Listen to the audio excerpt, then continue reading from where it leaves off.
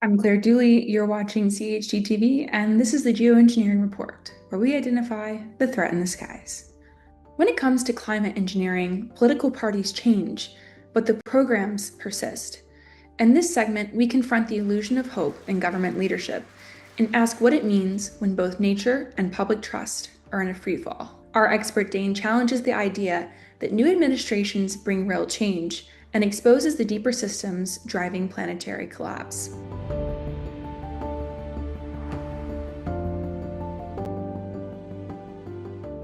We had a lot of hope with this new administration because a lot of our people were put in it.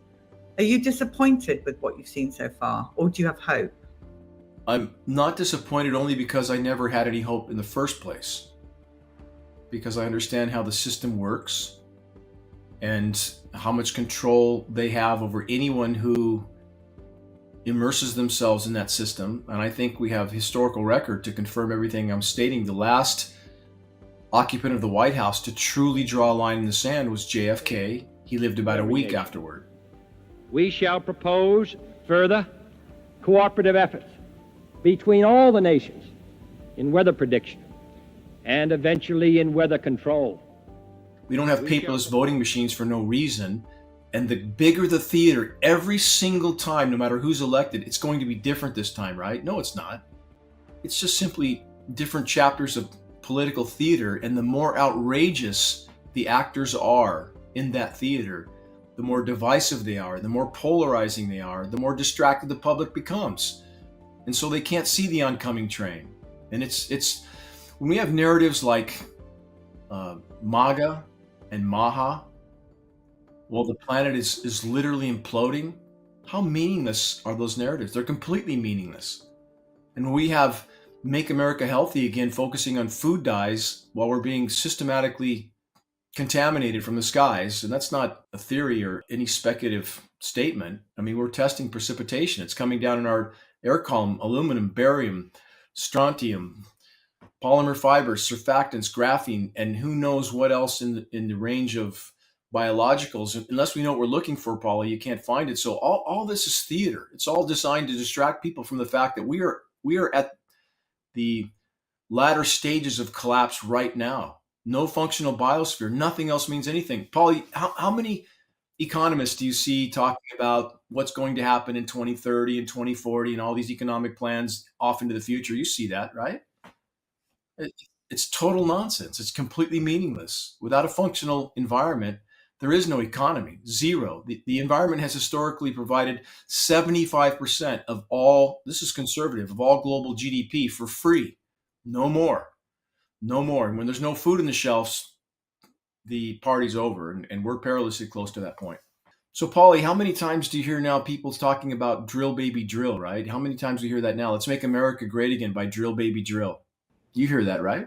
I've heard that, yeah.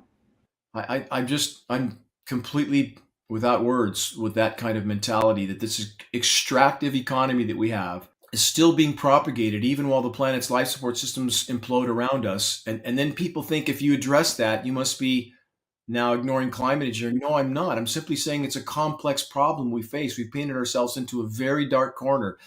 And we're burning right now 100 million barrels of carbon fuel every single day. Did you know it was that high, Polly? Have you ever heard that figure? 100 million? You know how big a barrel is, right? Yeah. 100 million plus a day. 26 million tons of coal a day. We're cutting down the forest. We're paving the planet. We're poisoning the oceans. And on top of all that, we're climate engineering, which is preventing the planet from responding to all the other forms of damage done. So I hope that people re-examine what their priorities are. Are we here to pursue personal pleasures until our last breath? Is that the purpose of us being here? I don't think so. Does that serve our children? Obviously not, because in the current course, our children have no future, zero. And I know this is a very dire message that no one wants to hear. But again, if you had a family member standing in the freeway with their back to traffic and they were about to be run over by a semi truck, would you just say, "Well, I don't want to disturb them. I don't want to alarm them, so I'm just going to let the truck run them over"? Would that make sense? No, I think a lot of people don't want to get involved in this subject because A, they don't know enough about it, which is why we're doing this show every week. but also they're scared of getting into, because it's actually a very volatile subject. I mean, it's worse than vaccines, to be honest. It is. I've had a harder road to hoe because there's no one in this space but geoengineeringwatch.org that's delivering credible data. I wish there were. I wish there were dozens. I would carry their water for them. But this has been a very hard road to hoe because people have been taught, trained, and again, programmed to think such existential threats, we're talking about planetary omnicide, are something that takes place over the course of millennia or much longer still, and that's not the case. We love hearing from you at CHGTV. We always are going through your emails and, sending them to each other and discussing the pictures you're sending and, whatever comments you're making. So please continue doing so. You can reach out to us at goodmorning@chg.tv. Thank you so much for watching the Geoengineering Report, and we'll see you next time on CHGTV.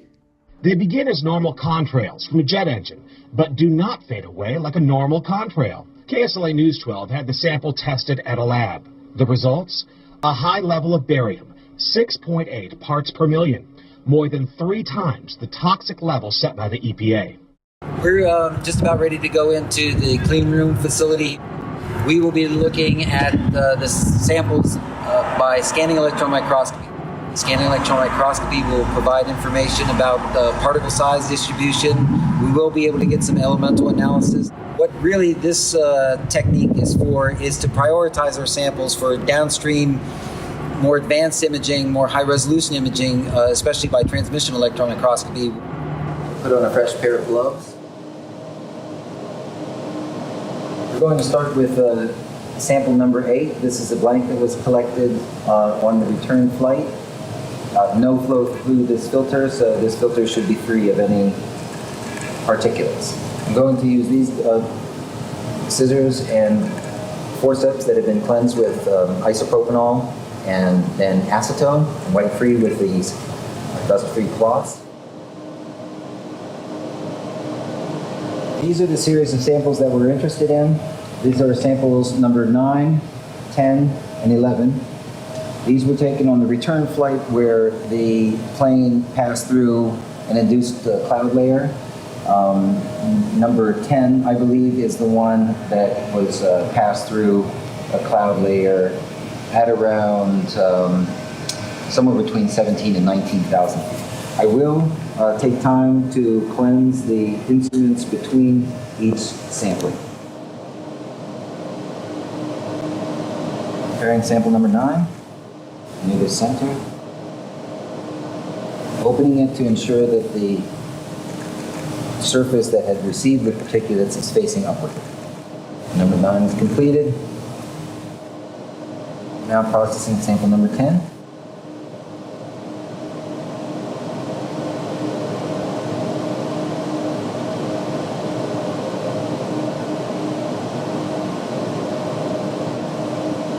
One additional sample. This blank sample was taken after the plane landed, and 3 of the samples containing actual airflow particulates had been collected. So we have one prior to the mission and one at the conclusion of the mission. Prior to imaging, these samples are coated with a thin layer of platinum. The platinum helps to take the excess charge or electrons and drain them off to the stub. And now we'll do the samples where we pass through the cloud layer.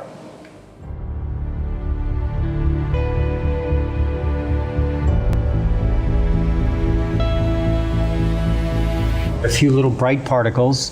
This particle here is probably the one that we'll do the most analysis on. So the general image that we're seeing now are the glass fibers from the glass fiber filter itself, and the bright particles or bright areas that we see are areas operating in the so-called backscatter mode of this microscope, collects electrons that are backscattered, especially from metal center compounds. But you can clearly see the lighter and darker contrasted areas there suggesting that it's an aggregate.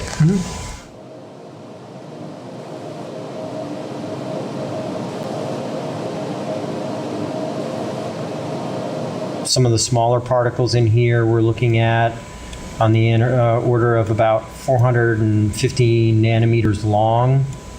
But there's also smaller particles in there too. So backscattered electrons, typically the higher the atomic number, the brighter the signal. That being said, what we will do is look for the bright spots and then analyze those. The glass itself does seem to have sodium in it. Looks like aluminum, sodium, silicon, calcium, potassium. So the reason that caught my eye is because it's darker than everything else. And it's got lots of small particles in it. Yep.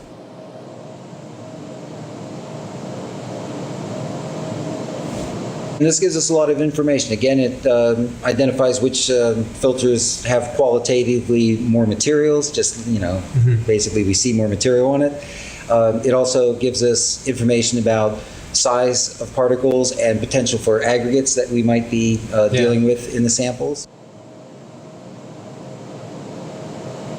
Barium sulfide again?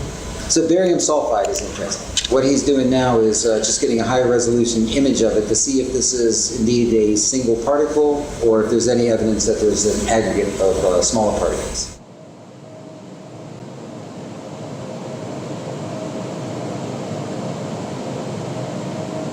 So really the big standout in this one seems to be iron. In this field we have one there, 2, 3, 4. Yeah. And I did analysis on all of them. They all seem to be pretty similar in composition. Yeah. Well, this is definitely made up of much smaller particles. Yeah. So this may be a clump of what you're looking for. We just analyzed 3 different areas. This particle seems to be high in aluminum. It's a large flake, though. And this has some silver, too. Yeah, in terms of now the aluminum signatures that we're getting from the glass fibers themselves, this is much bigger. Much bigger. So look at that. Yeah, that's the aluminum piece. It's easily 3x the silicon. Yep. And I think the silicon and aluminum are pretty similar in the glass. So here, if you look at just the glass fiber, silicon is significantly taller than aluminum. So that particle there is mostly aluminum. Yeah. So measuring this one right here, this is below 70 nanometers. Right. Good. In the precipitation samples that we've seen in the past, the aluminum oxide particles that we've been seeing are on the order of 40 to 60 nanometers. So that's consistent with the size that we've seen from precipitation events. Again, these samples were collected directly from the air.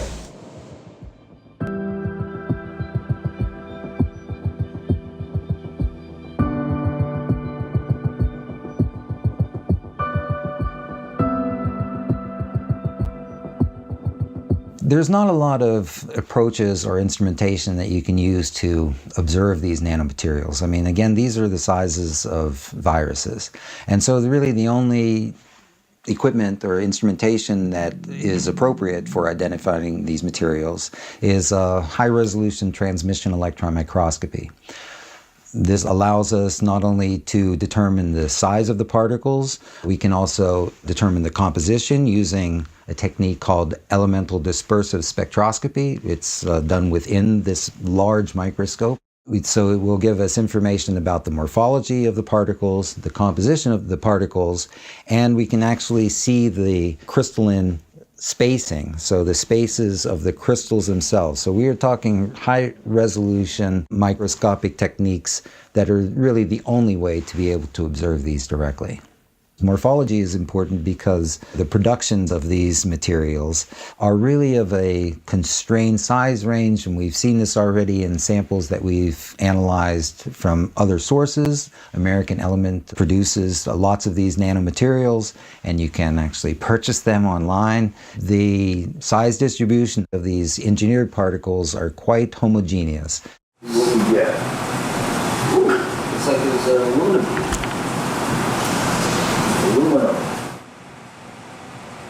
Now, what I've done is tell it to calibrate to the aluminum peak. So now what it's doing is going through each of its process times and each of its gain values and calibrating. Oh man. I can tell you this much. What I'm seeing right now is far superior to the last time I ran that operation.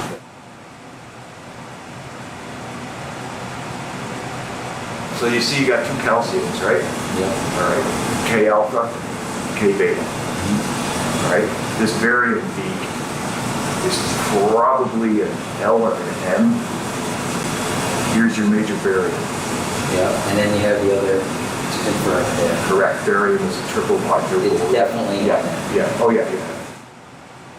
The significance of the results is that, to my knowledge, this is the first evidence of nanomaterials collected directly from the emissions of aircrafts. This is the first time that this has been reported or acknowledged. There is aluminum and there is aluminum. So the way the people are involved in the destruction of our beautiful planet, they get away with it is because the crust of the Earth consists of aluminum silicate.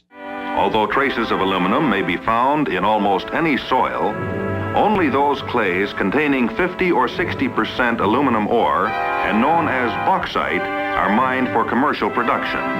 And so their argument is always, well, we always had aluminum in the system and our body knows how to deal with it.